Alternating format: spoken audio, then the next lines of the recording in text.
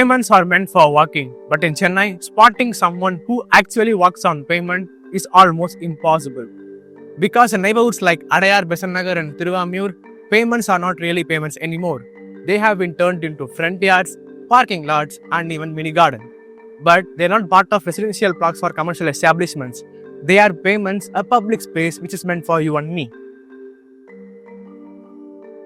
I got hit early in the morning, 6:30, 6 o'clock in the morning. Here, I was walking with my mother. An auto comes. Guy doesn't even watch. He just slides and hits me.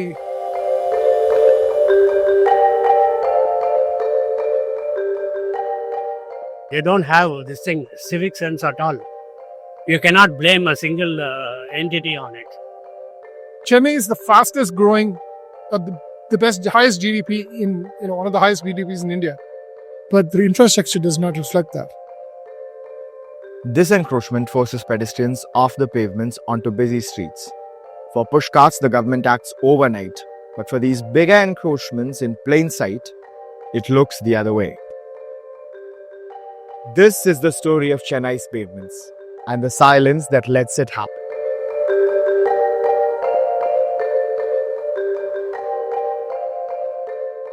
I think it is a combined effort of the police, corporation, and even the public. Public also have to play a part in it. You cannot blame a single entity on it.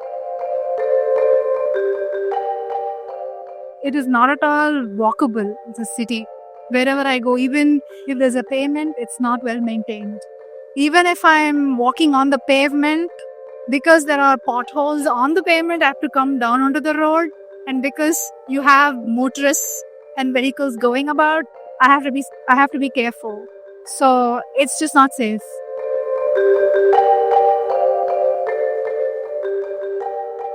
TNM visited Shastri Nagar, a suburban part of Adyar in Chennai. What should have been a simple stretch for people to walk has slowly turned into private extensions. Along just one lane, the 5th Cross Street, we found pavements turned into ramps and parking spots. Out of 20 buildings, 10 had ramps, 8 had car parked on the pavement, debris was dumped into 3 places, and in 2, residents had lined up plans to block the pavements. But this isn't unusual. It is what pavements look like across Chennai. இந்த மாதிரி இருக்கிறவங்க நடக்கிறதே ரொம்ப கஷ்டமா இருக்கு. வேற வழி இல்லை. ஸ்லோவாக போகிறோம். இந்த கார் ஓட்டுறவங்களும் சரி, பைக் ஓட்டுறவங்களும் சரி, இந்த சிக்னல் பார்த்தாங்களாம் சில பேர் நிற்கிறாங்க. சில பேர் அப்படியே அடிச்சுட்டு போகிறாங்க. நாங்கள் வந்தால் கூட அவங்க நிற்கிறது நாங்களாம் நிற்க வேண்டியதாக இருக்கு. ரொம்ப கஷ்டமாக இருக்கு. கவர்மெண்ட்டும் சரியில்லை, போலீஸ் ஆக்ஷனும் சரியில்லை. இது எப்போ வந்தால் எப்போ சரியாமல் தெரியல. बदलाव तो ऐसे हो जाएगा ना, जैसे साइड में जो भी पार्किंग है उसको दूसरी जगह पर शिफ्ट करना चाहिए. तो फुट स्ट्रीट वाला लगाते हैं, ठेला वाला सब कुछ. ये खाली ओपन होने के बाद पैदल यात्री आराम से चल सकता है. For people with disabilities, it is not just about the blocked pavements. Even ramps that are meant to help often make movements harder. I'm in the Adyar, it's a main area of Chennai. So I want to go to, say, Tambaram or Coimbatore bus stand or Kilambakam bus stand. So I have to catch bus from towards Adyar or towards the Andhra University. So to go to that area, if I propel my wheelchair, I cannot cross the road because the steep high ramp is there. So I need someone to push it. So once I climb into the ramp, there are a lot of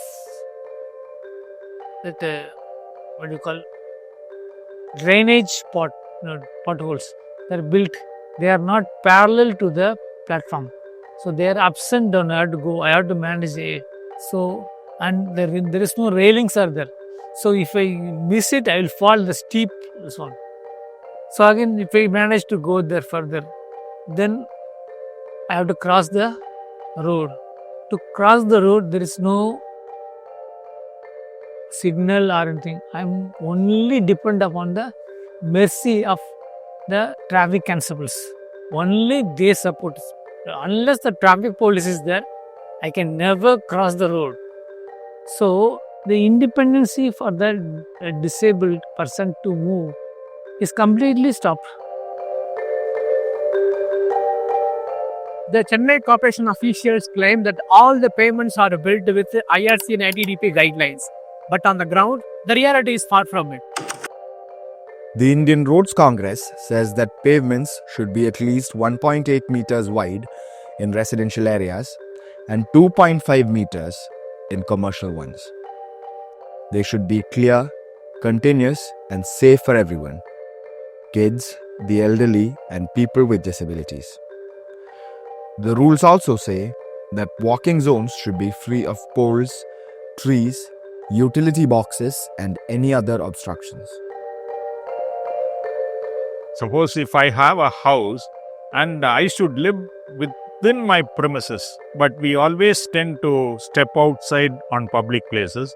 We build ramps outside, occupy any public space. We think it's ours, we can do it at any time without any permission from any government agency. And it is ingrained in our thing. So officials also do not take it seriously. The sad thing is we've not even prioritized the road infrastructure for public transport.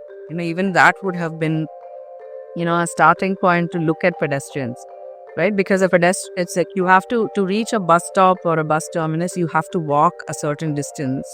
The first the trip that you take from your residence is always a walk trip, and then you transfer to another vehicle. It could be an auto rickshaw, it could be a bus, or it could be a metro or a train or whatever. So the thing is, we could have at least, started by prioritizing public transport, but we didn't do that either, which is why the pedestrian also got left out in that entire discourse. From 2021 to 2025, the GCC took up 49 pavement projects covering over 220 kilometers at a cost of Rs 46 crore. But despite all the talk of complete street and non-motorized transport, funding for footpaths has dropped while money for roadworks keeps rolling in. That neglect has had real consequences. Pedestrian deaths have shot up from 11% in 2019 to 43% in 2023. The city now plans to invest 200 crores to build 200 kilometers of safer footpaths. My humble request is, whenever a platform is made, need 2 engineers, one sitting in the wheelchair, a manual wheelchair, another engineer blinded, double blinded, all them to move over. If they do so, there will not be any problem for any people, not only for the disabled, for the even common people. It will be very helpful. Road is bad means you should put all the official responsible for the road. If you make them the vehicle in their vehicle shock absorber free, they will not go fast. Because they go fast, the vehicle has so much of shock absorber, they don't realize the problem. But at the same time, you have similar societies in other parts of the world. Let's say even a Cambodia, Bogota for that matter, whose economic GDP is not as much as India. I'm not comparing a Europe or Singapore. There, when you provide an alternative, where if you provide high quality public transportation, if you provide high quality streets, everyone loves it. So you have even ministers who are using a tram line or a bus or cycling to work in Netherlands.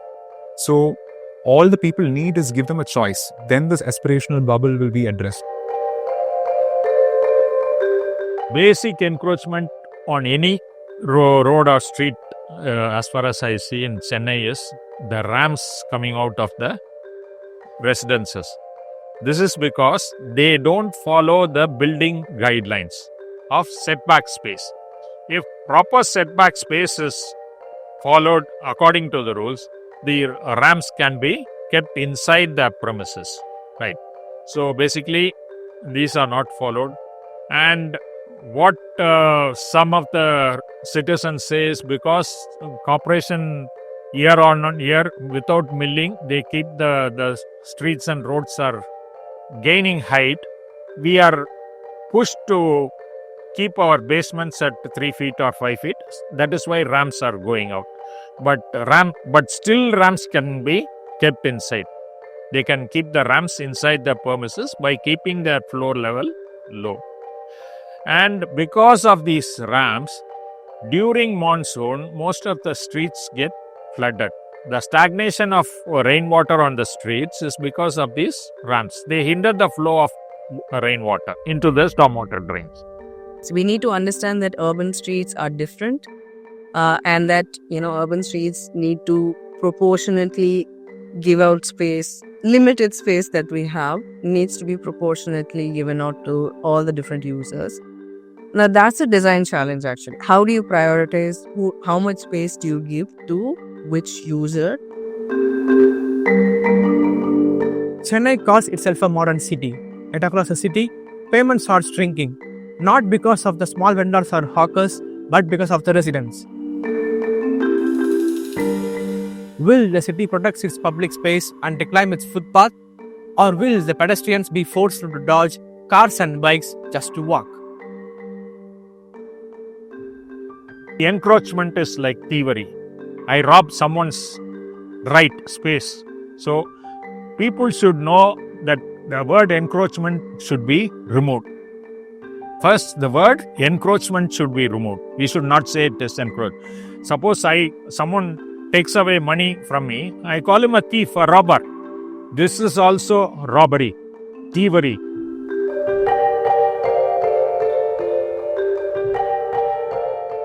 When pavements disappear, citizens lose the right to walk. Meanwhile, violators get away without accountability. At the Minute and Newslaundry, we believe that journalism should stand with the citizens and not with those in power. This report is part of our investigative series exposing elite encroachments on pavements across cities in India.